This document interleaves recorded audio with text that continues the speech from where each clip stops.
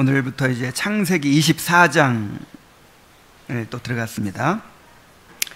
창세기 24장은 이삭의 결혼 과정을 보여줍니다. 이 장은 창세기에서 가장 긴 장으로서 이삭의 결혼 과정을 67절이나 할애해서 자세하게 이야기하고 있습니다. 그냥 이삭이 리브가와 결혼했더라 그러면 끝날 것을 67절이나 할애해서 또 반복하고 또 반복하고 너무나도 자세하게 이야기하고 있어요. 이것은 이삭의 결혼 이야기를 통해서 이 구속사의 중요한 교훈들을 우리에게 가르쳐 주시고자 하는 것입니다. 이 장에서 발견할 수 있는 교훈들을 몇 가지로 정리해 보면, 첫째, 하나님이 내 자손을 심히 번성케 하시겠다는 약속을 어떻게 이루어 가시는지를 보여줍니다. 두 번째로, 하나님의 놀라운 섭리를 보여주며 하나님의 섭리가 인간의 행위와 어떻게 조화를 이루는지를 보여줍니다. 또 세 번째로, 끝까지 언약에 신실했던 아브라함의 삶을 보여줍니다. 끝까지 언약을 믿고 또 교회를 세우는 일에 헌신했죠. 우리도 이와 같이 언약에 신실한 삶을 살아야 한다는 것이죠. 또 네 번째로, 경건하고 신실한 종의 모습을 통해서 우리가 어떻게 주님의 일을 감당해야 할지를 보여줍니다. 또 다섯 번째로, 리브가는 주님의 신부인 교회를 가리키는 인물입니다. 리브가를 통해서 우리가 어떻게 그리스도의 신부가 되었는지, 또한 어떻게 그리스도의 신부로 살아가야 할 것인지를 보여줍니다.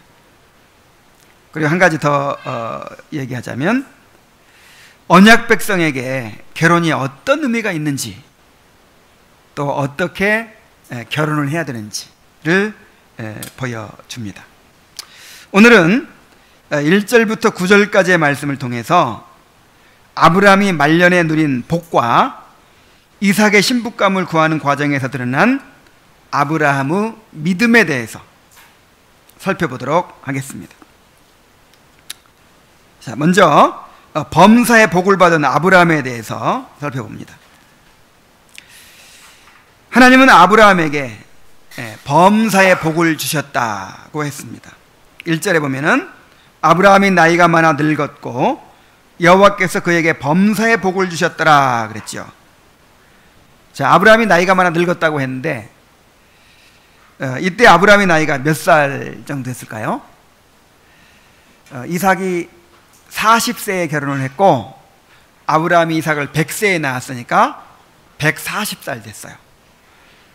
그리고 사라가 죽은 지 3년 지났어요.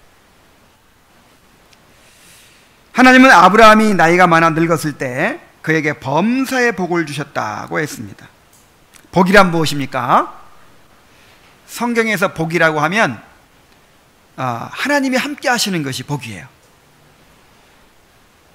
우리의 처지가 어떠하든지 하나님이 함께 하시는 것, 이것이 복입니다. 우리의 처지가 어떠하든지 하나님이 함께 하심을 놓치고 사는 것, 하나님과 분리되어 사는 것, 이게 저주입니다. 복은 하나님이 함께 하시는 것이요, 하나님의 생명력이 우리 삶에 충만해지는 것입니다. 자, 하나님이 함께 하시고 그 하나님의 생명력이 우리 안에 충만해질 때, 자, 어떤 결과가 생기겠습니까? 구약 성경에서는 복을 하나님의 구원, 또 영혼의 평안과 기쁨과 같은 그런 영적인 이제 복으로 말하기도 하고, 또한 형통한 삶, 건강과 장수, 물질적인 풍요, 화평한 관계, 또 권세와 영광과 같은 그런 외적인 복으로 나타내기도 합니다. 자, 하나님께서 이렇게 함께 하시면 어쨌든 영적으로든 외적으로든 그런 하나님의 생명력이 풍성하게 우리 삶에 드러나게 되는 것입니다. 자, 그런데 아브라함은 범사의 복을 받았다 그랬어요. 영적인 복도 풍성하게 누렸을 뿐만 아니라 육적인 복도 어느 것 하나 부족함이 없었다라고 하는 것입니다. 그는 범사에 형통했고 일단 끝까지 하나님과 동행하면서 믿음으로 살았다는 거, 이거 자체가 이제 큰 복이죠.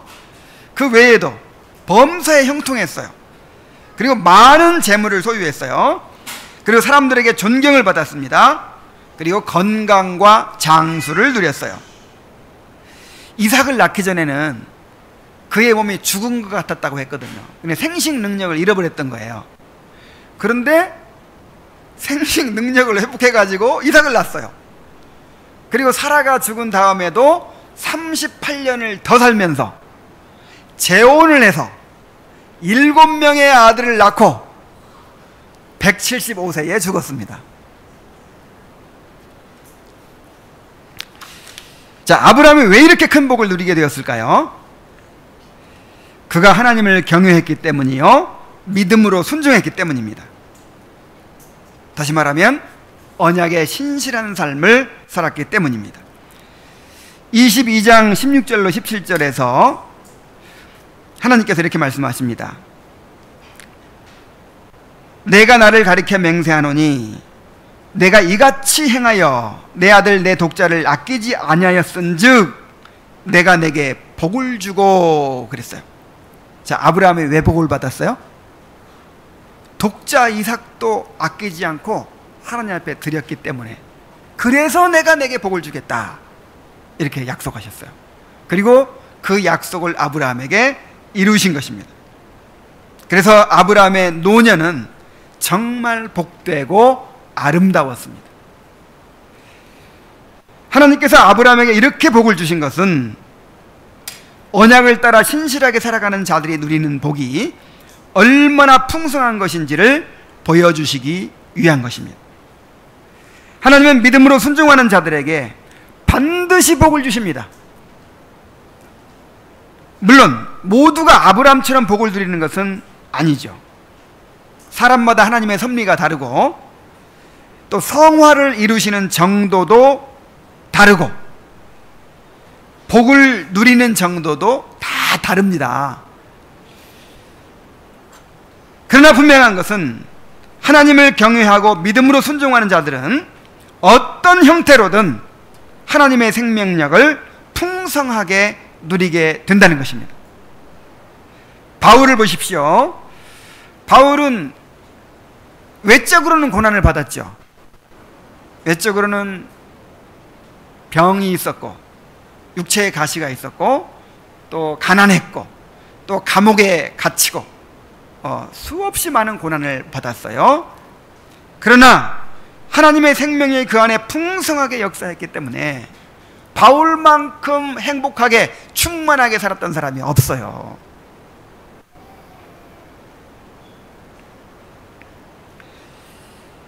현세적인 복에는 차이가 있을 수 있지만 믿음으로 순종하는 모든 사람들이 이 땅에서는 은혜 중에 그리스도와 교제하는 복을 누리고 내세에서는 영광 중에 그리스도와 교제하는 복을 누리게 됩니다. 저는 요 근래에 제 장인이 요양원에 들어가시는 것을 보면서 한동안 사람이 늙어간다는 것이 그렇게 비참하게 보일 수가 없었어요. 나도 이렇게 점점 늙어가잖아요. 그래서 이 사람이 늙고 죽어간다는 것에 대해서 정말 그렇게 어둡게 생각하고 참 비참하게 생각을 했습니다. 그런데 아브라함의 삶을 보면서 소망이 생겼어요. 이렇게 노년이 복되고 아름다울 수도 있구나 하는 것을 발견했어요. 아, 내가 어떻게 늙어가야 될지, 어떻게 삶을 마쳐야 될지 이제 목표가 더 분명하게 생겼습니다. 하나님은 언약의 신실한 백성들의 삶을 반드시 복되게 하실 것입니다.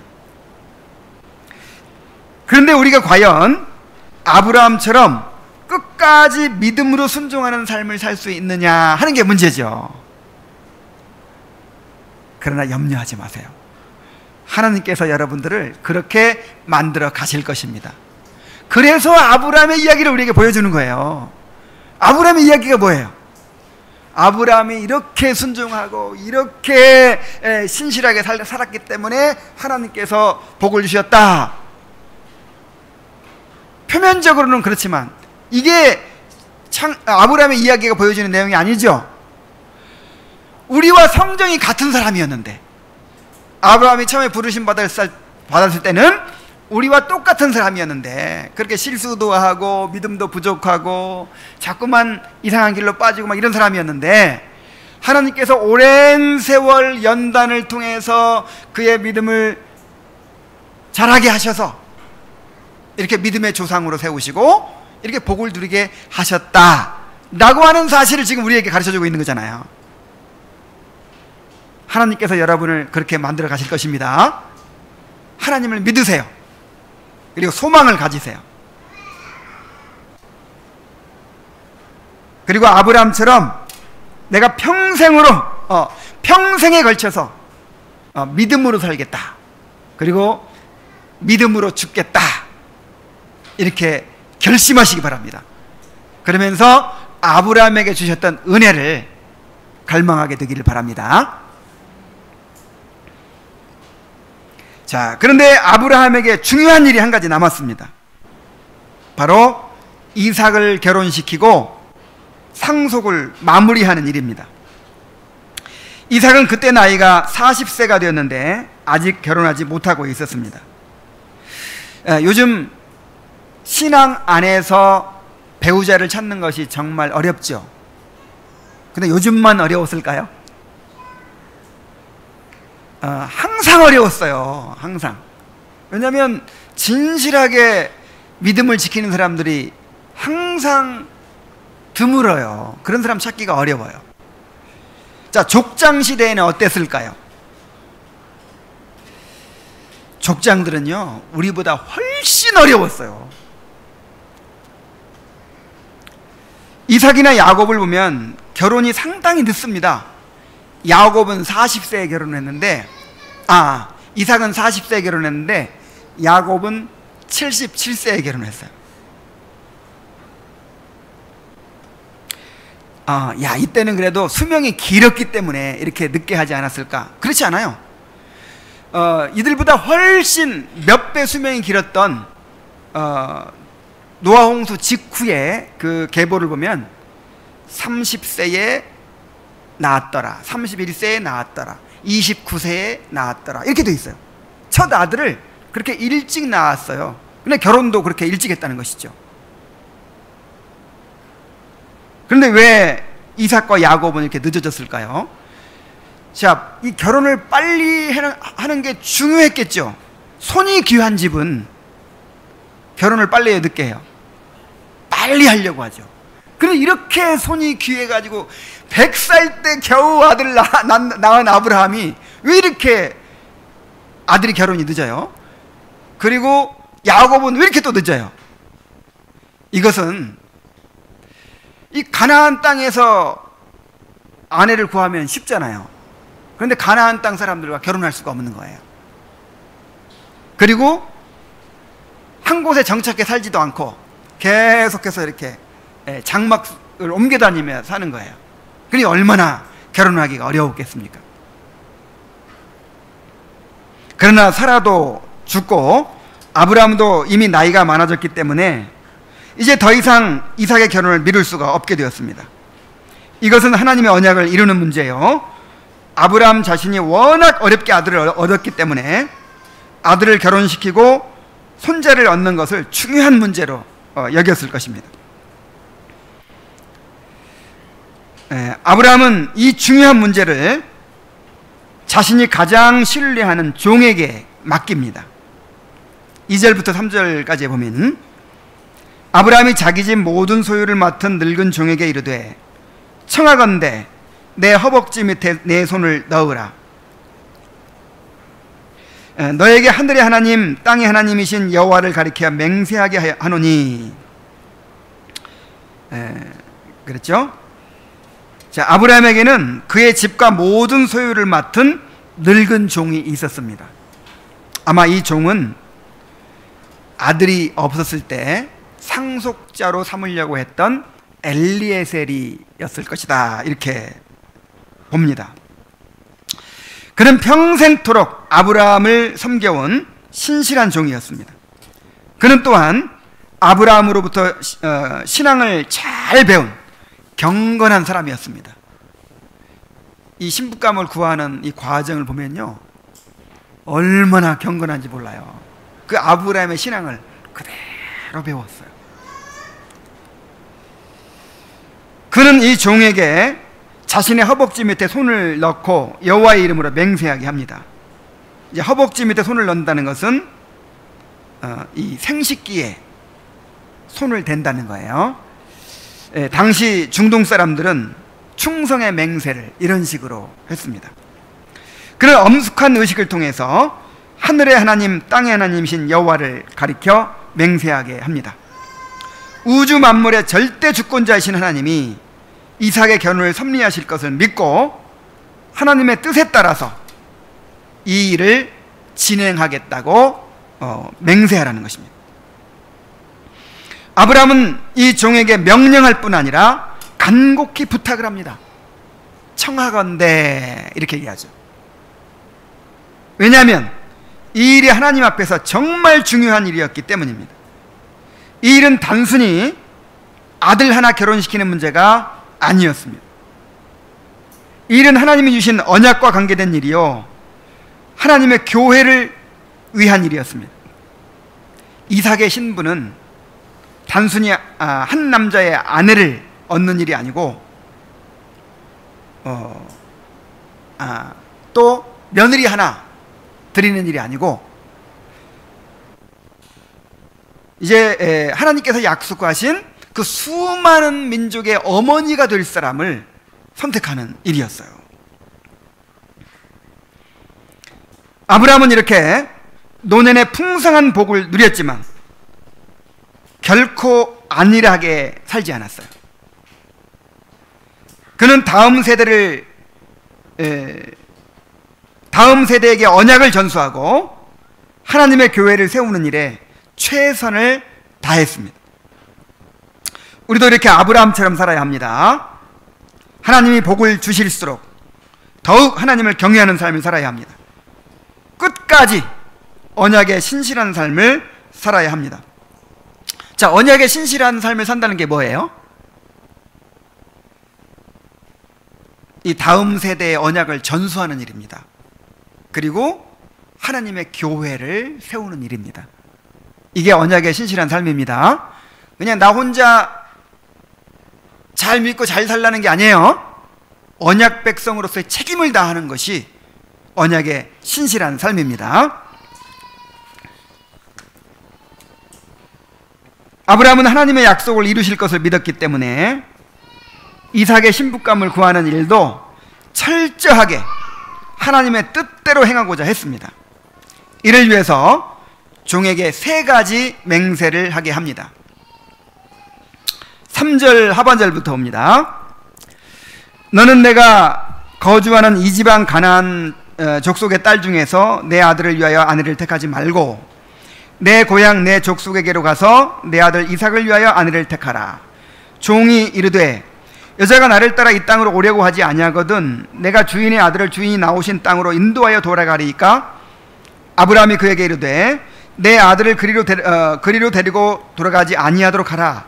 하늘의 하나님 여호와께서 나를 내 아버지의 집과 내 고향 땅에서 떠나게 하시고 내게 말씀하시며 내게 맹세하여 이르시기를 이 땅을 내 씨에게 주리라 하셨으니 그가 그 사자를 너보다 앞서 보내실지라.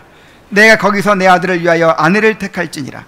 만일 여자가 너를 따라 오려고 하지 아니하면 나의 이 맹세가 너와 상관이 없나니 오직 내 아들을 데리고 그리로 가지 말지니라. 그 종이 이에 그의 주인 아브라함의 허벅지 아래에 손을 넣고 이 일에 대하여 그에게 맹세하였더라. 자, 세 가지 맹세를 하게 하죠. 첫째로 가나안 땅에서 이삭의 신부감을 택하지 말라고 합니다. 자, 가나안 땅에서 이삭의 신부감을 구하려고 하면 너무 수월했겠죠. 지금 가나안 땅에서 아브라함은 대단히 존경받는 족장이에요. 이제 인정을 받았어요. 그래서 이 며느리감 구합니다. 그러면 아마 유력한 집안에서 서로 며느리를 주려고 할 거예요. 그러면 아브라함 입장에서도 이 결혼을 통해서 옛날에는 그렇게 이제 권세를 얻는 것이거든요. 든든한 백을 얻는 것이거든요. 뭐 왕들하고도 사돈을 맺을 수 있을 것이고, 아주 뭐 유력한 집안과 사돈을 맺고 그렇게 권세를 누릴 수 있었을 거예요. 그러나 그렇게 하려고 하지 않았던 거예요. 자, 왜 그렇습니까? 가나안 땅에서 며느리를 구하면 그 가나안 땅 사람들이 다 우상을 섬기는데 그 우상 숭배하는 습관을 가지고 올 거 아니에요. 그러면 이제 이 신앙이, 순수했던 신앙이 오염되기가 쉬웠던 것입니다. 그리고 이제 그때는 혈통이 중요했어요. 혈통이. 내 씨로 말미암아 이제 거룩한 하나님 나라의 백성을 이루게 해주겠다 그렇게 약속하셨기 때문에 그때는 혈통도 중요했어요. 그래서 이런 가나안 족속, 멸망받을 족속들과 어떻게 사돈을 맺어요? 그래서 순수한 가나안 셈족 중에서도 이제 그 하나님을 알았던, 하나님을 섬겼던 그런 신앙을 가진 사람들과 결혼을 하게 하려고 했던 것이죠. 이런 이유로 모세의 율법에도 이방인과의 통혼을 금했습니다. 자, 그토록 경건했던 솔로몬이 나중에는 우상을 섬기게 돼요. 정말 이해할 수 없는 일이 일어나게 되고 말아요. 자, 왜 이렇게 됐을까요? 솔로몬이 이 정치적인 목적으로 이제 이방의 그 왕들과 사돈을 맺습니다. 그렇게 뭐 꼭 정치적인 목적만 있었던 것은 아니겠죠. 아내를 하나 둘 이렇게 늘리다 보니까 재미가 들렸어요. 그래가지고 아내가 몇 명? 1000명이에요. 1000명. 이야. 근데 이방인 아내들이 다 뭐 하는 사람들이에요? 우상을 숭배하는 사람들이잖아요. 그래가지고 이제 우상을 다 가지고 오는 거예요. 그래서 아내를 위해서 우상의 제단을 막 만들어줘요, 솔로몬이. 그래서 솔로몬 왕만이 아니라 이스라엘 전체가 우상 숭배에 빠지게 되고 말았습니다. 자, 이것은 신약에서도 똑같은 원리가 우리에게 명령되고 있어요. 믿지 않는 자와 멍해를 같이 하지 말라고 하셨습니다. 결혼할 때는 반드시 주 안에서 하라고 했습니다. 왜냐하면 결혼은 단지 개인의 문제가 아닌 거예요. 하나님의 나라를 이루는 문제예요. 교회를 세우는 일이에요. 그래서 반드시 믿는 자와 결혼을 하게 하시는 것이죠. 자, 그래서 첫 번째 무엇을 맹세하라고 했어요? 이 가나안 땅에서 아내를 택하지 않기로 이제 맹세하라고 했고, 두 번째로는 내 고향, 내 족속에게로 가서 이삭의 아내를 택하라 하고 맹세하게 합니다. 여기서 고향은 갈대아 우르가 아니죠. 아브라함의 친척들이 살고 있는 하란입니다. 자, 하란이 어디예요? 아브라함의 아버지 데라가 살고 있을 때 이미 부르심을 받았죠. 그래서 데라가 자기의 가족들을 전부 이끌고 가나안 땅으로 옮기다가 아마 나이가 너무 많았든지 해서 중간에 머무른 거예요. 머물러 버린 거예요. 이 하란 땅에 머물러 버렸어요. 그리고 나서 재차 부르심 받은 것이 이제 12장의 사건이죠. 그래서 거기서 그때는 이제 데라가 죽었기 때문에 다른 형제들은 따라오지 않고 또 아브라함만 부르셨기 때문에 아브라함만 이렇게 왔어요. 그래서 하란에 누가 남아 있어요? 그 아브라함의 형제들이 살고 있는 거예요. 그 사람들은 아브라함만큼 경건한 신앙을 갖지는 못했어도 데라가 이미 하나님을 알고 있었기 때문에 하나님에 대한 지식이 다 있어요. 그러니까 하나님을 섬기면서 이제 우상도 섬기고 이제 그런 식의 삶을 살고 있었던 것입니다. 그래서 그래서 그 중에 이제 그래도 신실한 신앙을 갖고 있는 사람도 있을 거 아니에요. 그래서 혈통적으로나 또 신앙적으로나 고향에서 그렇게 자기 친척들 가운데서 아내를 택하라는 것이죠. 자, 셋째로 이삭을 결혼시키기 위해서 고향으로 데려가지는 말라고 합니다. 자, 고향에서 택하라 그러면 당연히 어떻게 해야 돼요? 이삭을 데리고 가서 자, 신랑감이 여기 있습니다.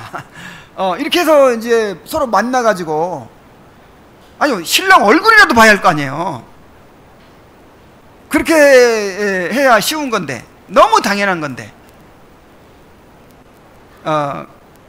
이삭은 그냥 이렇게 두고 종만 가가지고 신부감을 구해오라는 거예요. 이게 얼마나 어려운 일입니까? 그래서 아브라함한테 질문하잖아요. 여자가 오지 않으려고 하면 어떻게 합니까? 그러면 그때는 이삭 데리고 가도 되죠? 그래도 안 된대요. 여자가 따라오려고 하지 않더라도 설령 결혼을 못 시키는 한이 있어도 절대 이삭을 데리고 가지 말아라. 이게 조건이에요. 자, 왜 그랬을까요? 하나님께서 아브라함에게 명령하시기를 고향과 친척과 아버지의 집을 떠나라 그랬죠. 떠나서 가나안 땅으로 가라 그랬죠. 왜 그런 명령을 하셨어요? 그 이방의 만연해 있는 그 우상 문화에서 철저히 분리시키기를 원하셨던 거예요. 그리고 이제 가나안 땅에다가 하나님의 백성들의 공동체를 세우기 원하셨던 거예요. 그래서 이 족장들이 그렇게 고생하면서 때로는 기근이 들었을 때 애굽에 가서 환난을 당하기도 하고 뭐 또 블레셋 땅에 가서 또 그런 어려움을 당하기도 이렇게 하면서도 어디는 안 돌아갔어요. 고향으로 돌아가진 않았어요. 되돌아갈 다리를 불태워버리고 배를 불태워버리고 다시는 돌아가지 않았어요. 그런데 만약에 신부감을 구한다고 하면서 이삭을 이제 데리고 가서 거기서 몇 달간 있다가 왔다고 합시다. 아이고, 아파트에 살아보니까 너무 좋은 거야. 막 길도 다 포장도 있고 맨날 모래먼지 날리는 그 사막에서 천막 속에 살았는데 그 바닥이 도시가요 다 포장이 돼 있어요. 하수 시설이 다 돼 있고요. 이 방이 난방 시설이 다 돼 있었대요. 여자들은 화장품을 사용하고 그렇게 문화 수준을 누렸다는 거예요. 이 갈대아 우르 지방이, 메소포타미아 지방이.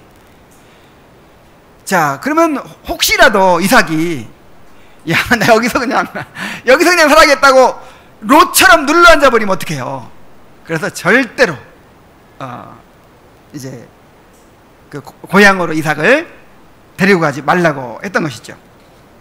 그래서 사실은 무엇보다도 아브라함에는 믿음이 있었어요. 자, 아브라함에게 주신 약속이 무엇입니까? 내 자손을 하늘의 별처럼 바닷가의 모래처럼 그렇게 번성케 하리라, 그런 약속을 주셨죠. 누구를 통해서? 이삭을 통해서. 근데 이삭이 결혼 안 하면 그게 이루어져요, 안 이루어져요? 안 이루어지잖아요. 그래서 반드시 하나님께서 이삭에게 신부감을 주실 것이다, 이런 믿음을 가졌던 것이죠. 이런 믿음이 있었기 때문에, 정말 믿음이 있으면요 하나님의 뜻대로 합니다. 어렵게 보여도 하나님의 뜻대로 하게 돼 있어요. 그래서 가나안 땅에서 얻지 않고 일부러 고향에 가서 신부감을 구해오라고 하는 것이죠. 자, 여기서 언약에 대한 믿음을 가진 성도가 결혼에 대해서 어떠한 태도를 가져야 할지 우리가 배울 수 있습니다. 특히 청년들 잘 들으세요. 또 혼자 살고 있는 사람들 잘 들으세요. 혼자 살고 있는 사람뿐 아니라 결혼한 사람도 잘 들으세요. 자신에게 독신의 은사가 없고 결혼하기로 마음을 먹었다면 기도하면서 적극적으로 노력해야 됩니다. 대의문답에 보면 결혼의 부당한 지연도 7계명을 어기는 죄라 그랬어요. 이제 좀 이따 배워요. 7계명 배울 때 간음하지 말라 이란 명령 속에 그냥 간음하지 마는 것이 목적이겠어요? 그 결혼의 신성함을 보존하고 결혼의 목적을 이루는 것이 이 7계명의 의도잖아요. 그러니까 결혼을 잘 하고 그 결혼의 신성함을 지키는 게 이제 목적이니까 결혼을 부당하게 지연시키면 돼야 한대요. 바쁘다, 또 아니 난 아직 생각이 없다, 혼자 사는 게 편하다, 이런 이유로, 다른 이유로 계속 이렇게 부당하게 지연시키는 것은 7계명을 어기는 죄예요. 그래서 이왕 결혼을 할 거면 어떻게 한다고요? 적극적으로 기도하면서 노력해야 돼요. 찾아야 돼요. 그리고 또한 결혼을 하려고 노력하되 반드시 믿음 안에서 결혼하겠다고 결단해야 됩니다. 결혼은 하나님 나라를 이루어가는 일이요, 교회를 세우는 일입니다. 그래서 내 마음대로 해서는 안 돼요. 믿음으로 해야 돼요.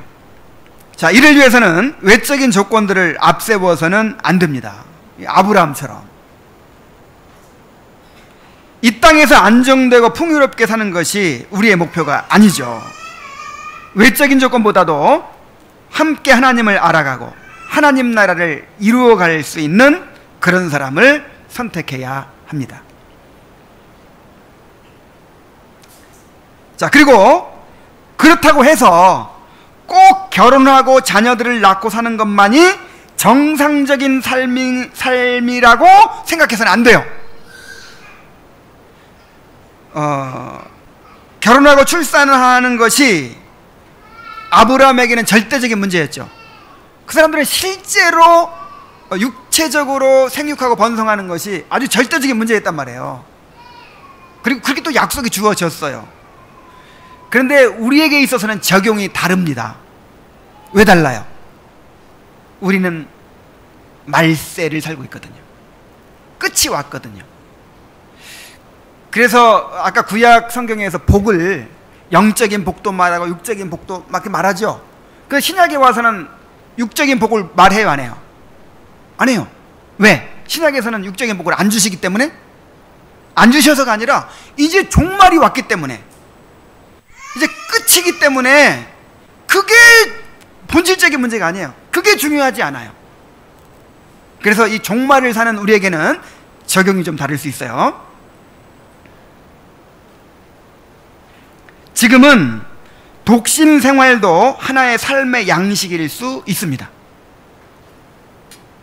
스스로 선택해서 독신 생활을 하는 사람도 있고, 스스로 선택하지는 않았어도 여러 가지 사정으로 결혼이 늦어지고 혼기를 놓치다 보니까 혼자 살게 되는 사람들도 있습니다.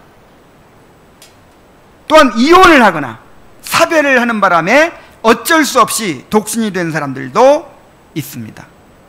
그런데 이 시대는요, 이렇게 꼭 사회적으로도 그렇고, 사회적으로도 그렇죠. 이제 꼭 한 사람 남자와 여자가 만나가지고 그렇게 평생을 함께 살면서 자녀를 낳고, 이것이 희귀해지는 시대예요. 희귀해지는 시대. 지금 미국에 가면 그렇답니다. 이렇게 한 반에 아이들이 있으면요, 그냥 평범하게 엄마 아빠 시험 만나가지고 이렇게 나와서 이렇게 있는 아이들이 거의 드물대요. 우리 아빠는 몇 번째 아빠고 또 우리 엄마는 뭐 몇 번째 엄마고, 그리고 아버지만 있는 가정, 어머니만 있는 가정, 너무 다양하다는 거예요. 이제 점점 사회가 이렇게 다양화될 거예요. 자, 그런데 이렇게 독신으로 살아가는 것을 결코 어떤 결핍으로 생각해서는 안 된다는 것이죠. 다시 말하면 독신으로 사는 것이 결혼 생활을 하는 사람보다 주님을 알아가고 주님 안에서 행복을 누리고 하나님 나라를 이루어가는데 결코 불리한 조건이라고 생각해서는 안 된다는 거예요. 하나님께서 그렇게 허락하셨으면 그게 최고의 조건입니다. 평생 독신 생활을 했던 바울은 자신의 독신 생활에 대해서 너무 만족했기 때문에 이렇게 말했어요. 모든 사람이 나와 같이 되기를 원하노라. 아이고, 어떻게 그렇게 사냐? 내가 너희는 아껴서 하는 말이다. 모든 사람이 나처럼 살았으면 좋겠다. 그래서 결혼하는 딸이 있거든. 가능하면 그냥 결혼시키지 말고 때가 단축하여진 거로 때가 단축하여진 거로 하면 말세가 됐기 때문에 말이에요. 그냥 독신으로 살도록 해라. 그리고 사별을 했거든. 재혼하지 말고 그냥 살아라. 근데 정욕을 이기지 못하겠거든. 그래서 독신의 연세가 없거든. 뭐 결혼은 해도 잘하는 것이다. 뭐 이렇게 잘못하는 것이 아니라 이렇게 이야기를 했죠. 바울의 말은 그렇습니다. 결혼 안 하는 사람은 어떻게 하면 내가 주님을 기쁘시게 할까? 항상 고민하며 하는데, 이제 결혼하고 자식 낳고 사는 사람들은 항상 누구를 생각해야 돼요. 이제 가족이라는 짐이 있어가지고 어떻게 하면 남편을 기쁘게 할까? 오늘 저녁은 뭘 준비해야 될까? 또 남편도 어떻게 하면 아내의 요구를 만족시켜줘야 될까? 어떻게 하면 내 자식을 어떻게 해야 될까? 늘 이렇게만 하면서 마음이 나뉜다는 거예요. 고난이 많다는 거예요. 그래서 고난이 많기 때문에 내가 너희를 아껴서 내게 말한다고 하면서 이렇게 말하는 거예요.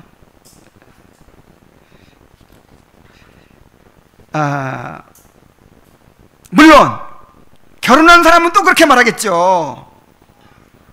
다 나와 같이 되기를 원하라.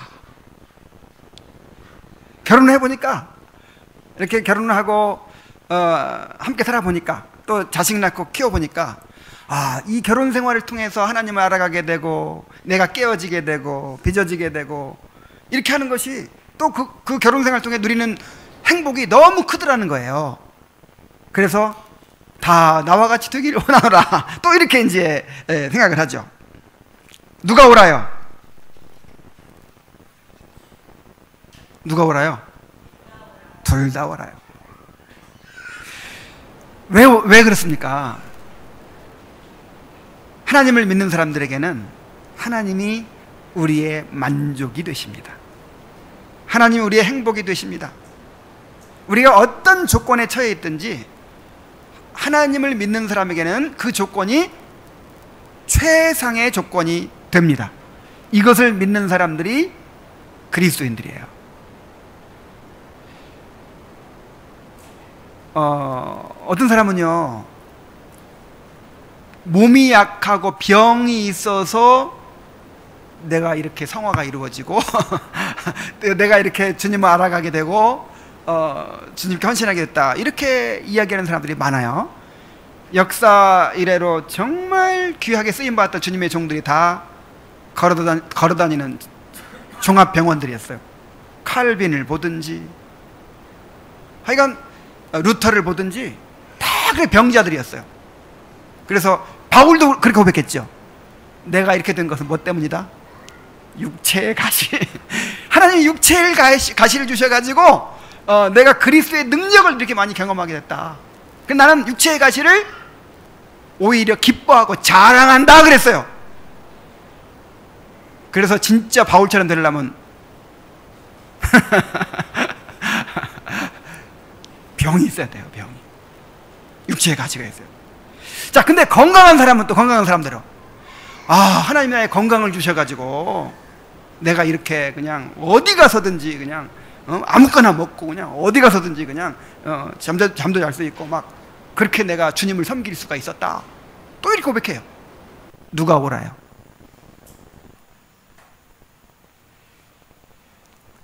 예수님을 믿는 사람들은 그가 처한 어떤 조건이 절대적인 문제가 안 되는 거예요. 하나님께서 우리의 능력이 되시고 우리의 만족이 되시고 우리의 행복이 되십니다.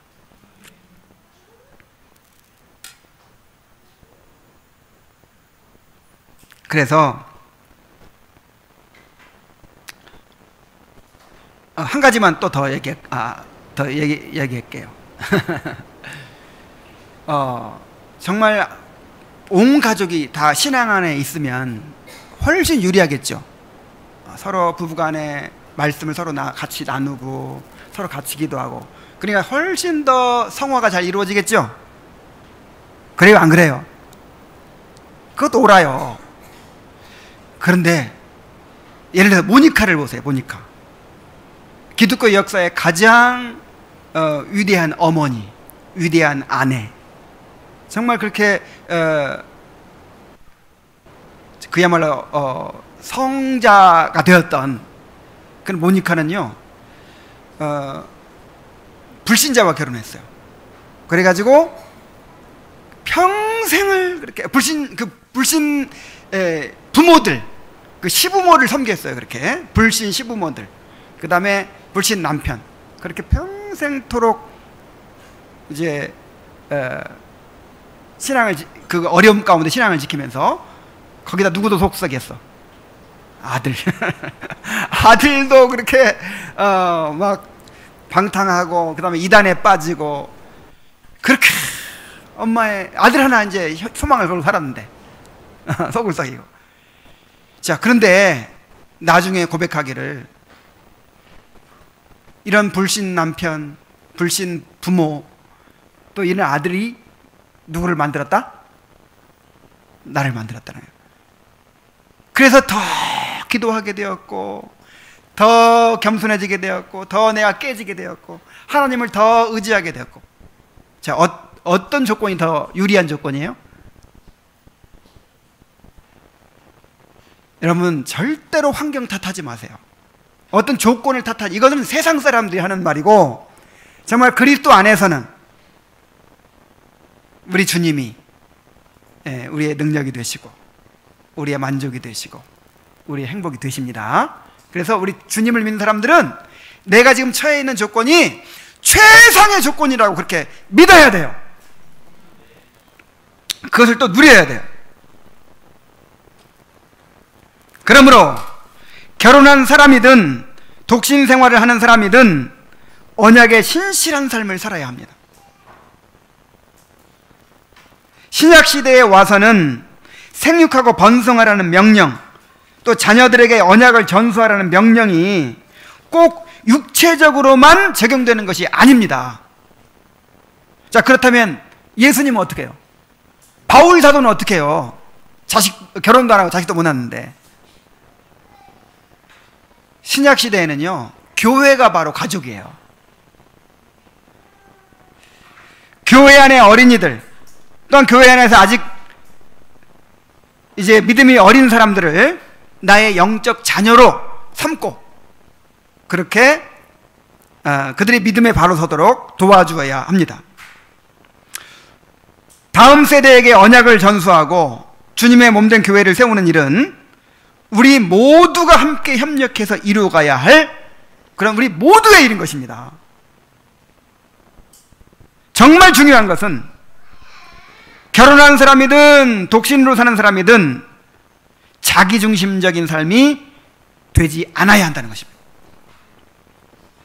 자, 결혼한 사람들은 그쵸, 내 가정, 내 자식밖에 몰라요. 이렇게 되기 쉬워요. 기도를 해도 그 기도가 천장을 못 뚫어. 나의 사랑과 관심이 현관문을 못 벗어나요. 항상 내 가족, 내 자식만 생각하니까. 내 자식 잘 되는 게 그냥 지상 과제예요. 이렇게 되지 않도록 하라는 거예요. 이렇게 되지 않도록.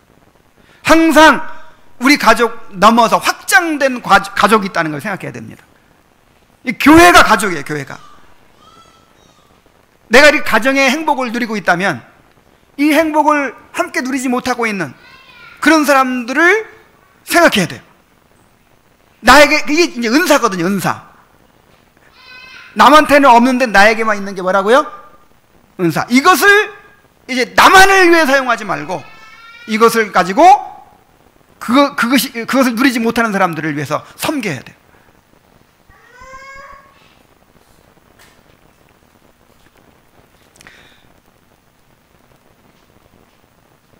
곤고산을 올라가면서 너무 힘들고 어려우니까 좀 쉬어가라고 정자를 하나 지어줬더니 아예 거기서 그냥 큰 대자로 누워가지고 잠을 자버려? 잠까지 자려고 해서는 안 돼요. 그것이 우리의 그냥 최고의 목표가 아니라 이 말이죠. 우리에게는 이 하나님의 나라를 이루어야 할 그런 사명이 있습니다. 그래서 결혼한 거예요. 그래서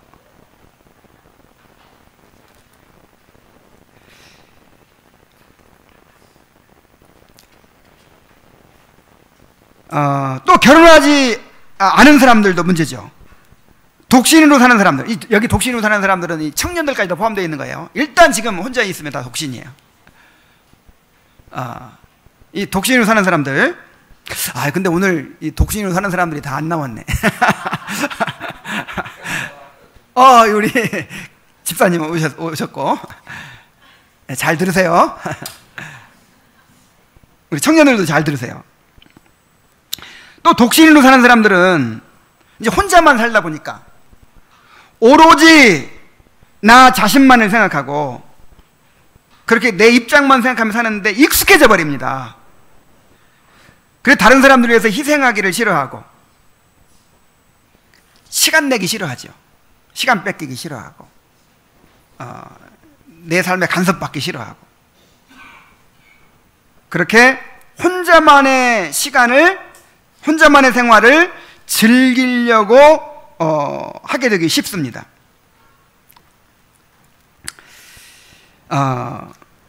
그러나 이 독신으로 사는 사람들도 뭘 생각해야 돼요? 가족이 있는 거예요? 없는 거예요? 있어요.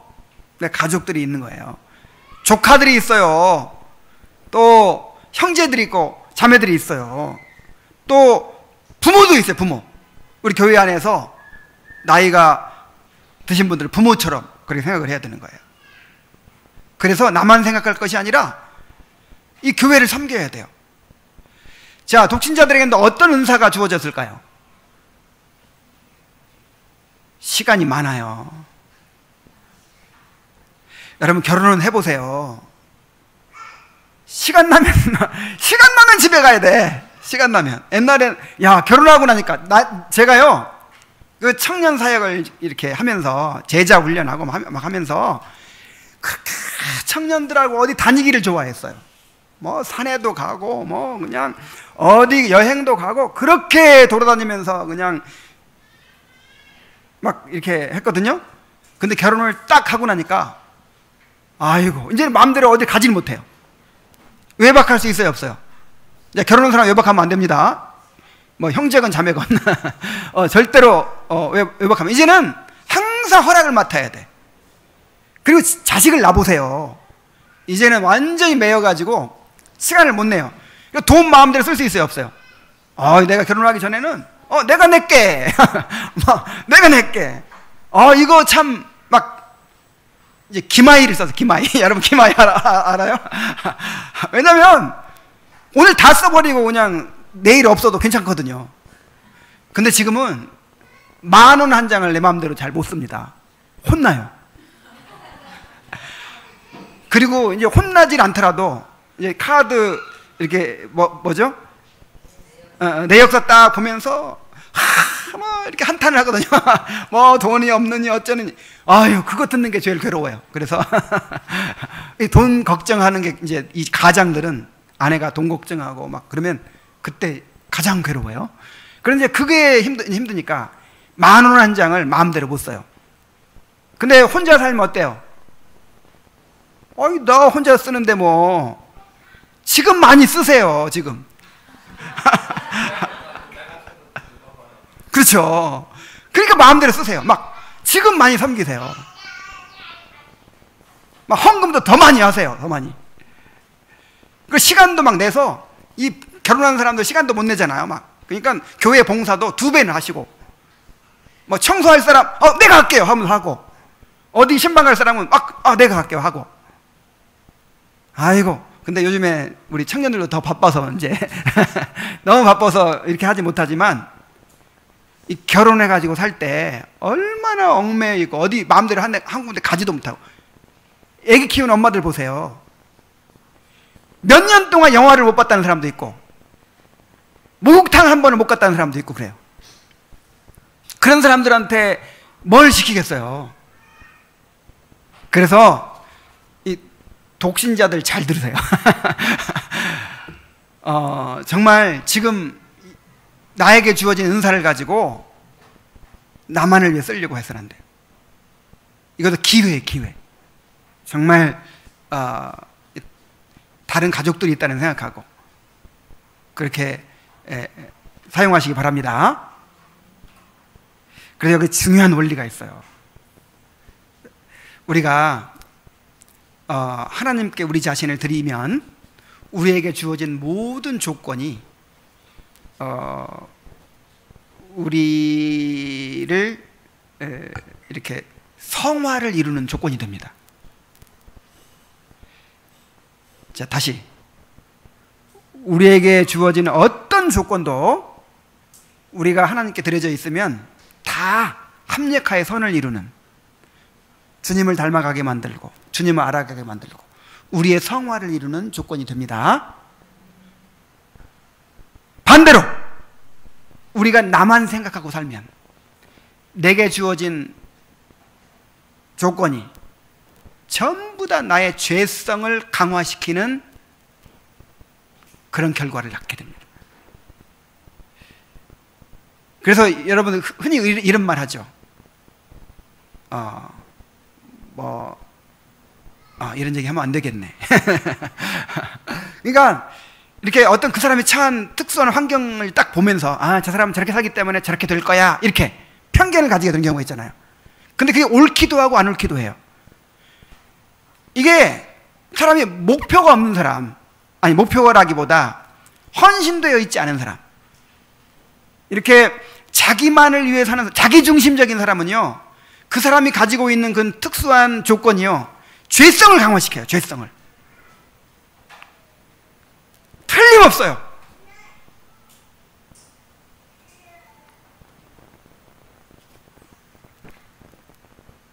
그래서 우리가 어떤 환경에 처해 있든지 언약 백성으로서 정말 신실한 삶을 살아야 됩니다.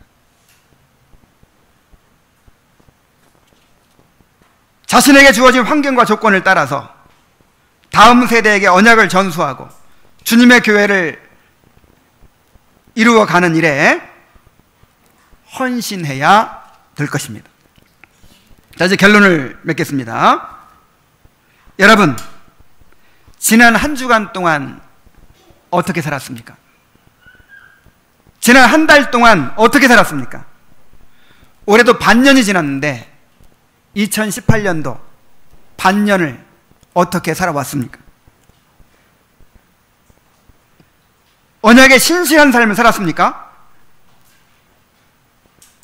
언약을 전수하고 주님의 교회를 세우는 일을 위해 헌신했습니까? 시간이 없어서, 생활이 어려워서 이런 핑계 하지 마십시오. 이 땅에 살면서 어렵지 않은 때는 없어요. 아직 내가 결혼을 안 했기 때문에 결혼해보세요. 이 땅에서는요, 죽을 때까지 남는 시간 없어요. 남는 돈 없어요. 죽을 때까지 그냥 편안할 때는 없어요.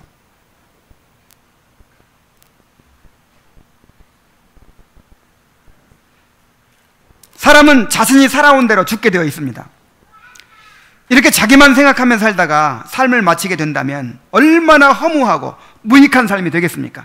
이렇게 자기 생각만 하며 사는 사람이 언약을 소유한 사람이라고 할 수 있을까요? 언약 백성이라고 할 수 있을까요? 여러분이 지금 어떤 형편에 처해 있든지 아브라함처럼 하나님을 경외하고 믿음으로 순종하는 사람들이 되기를 바랍니다. 아브라함처럼 끝까지 언약에 신실하여서 복되고 아름다운 그런 삶을 살게 되기를 바랍니다. 기도하겠습니다. 하나님 아버지, 우리 믿음의 조상 아브라함의 이야기를 이렇게 친절하게 자세하게 성경에 기록해 주셔서 우리가 어떻게 언약을 따라서 살아야 할지 가르쳐 주시니 감사합니다. 아버지 하나님, 우리가 아브라함처럼 살기를 원합니다. 아브라함처럼 믿음으로 살다가 믿음으로 삶을 마치게 되기를 원합니다.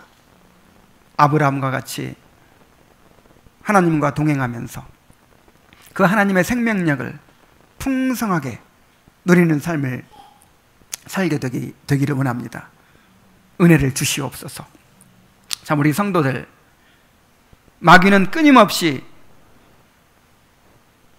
자기로 향하게 만들고 자기 문제가 가장 크게 여겨지게 만들고 정말 하나님 나라를 바라보지 못하게 만들지만 우리는 끊임없이 말씀을 통해서 하나님께로 향하고 하나님 나라를 추구하는 그런 삶을 살 수 있도록 인도하여 주시옵소서. 예수님의 이름으로 기도하옵나이다. 아멘.